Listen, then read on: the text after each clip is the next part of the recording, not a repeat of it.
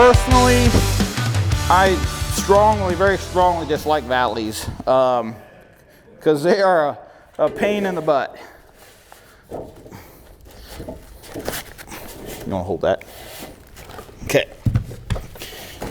Making sure your valley is seated properly in your valley trim is seated properly in your valley. Wiggle it around, try to get it to sit in where it needs to be. We go with the markers. There we go. Making a mark down one side, to top the other.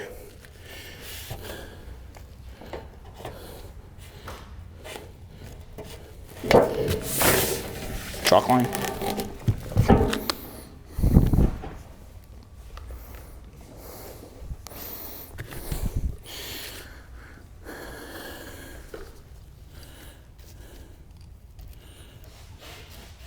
Good. And getting a chalk line put in. If only that and a 2x4 stretcher. If only they had something like that. I need the valley again.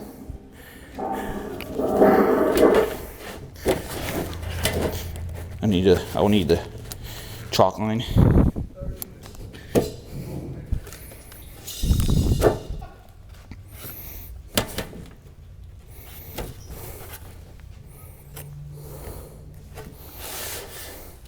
Try to get both sides marked. Bottom side first. Good. That way you have a point where your valleys intersect at the top.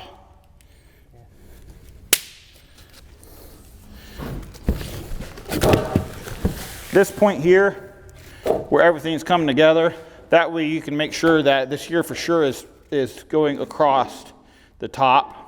That way when your other pan comes in, you have the overlap you need. And then wherever your overlap is with your two metal pieces going on top of each other, just remember to use sealant there to keep that water from walking behind there. Yep, just like that. So come down here. So you see, I'm going to start with my valley, this edge here coming all the way down to my drip edge. I'm going to need a drill. And we're not going to keep it here because we're going to be looking at 3 inches from where this is to where my panels will be. So then we're going to end up cutting this back here, getting this cut along here. But to make sure, and the reason I hate valleys is because none of them are ever the same. And at the top, it's really difficult to get this top to seal up without trimming, and just to get it perfect. I mean, there's really no formula to say, do this, this, and this, and then you'll work out perfectly. Correct. So he just said that's also a very good reason to make sure everything here, before you put any panels on, is watertight. You got all your underlayment down, make sure your water's running off.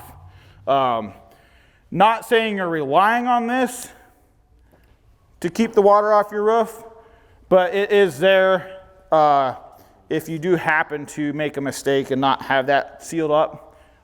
If you take the time, you should be golden. You shouldn't have any issues with that. That answered that.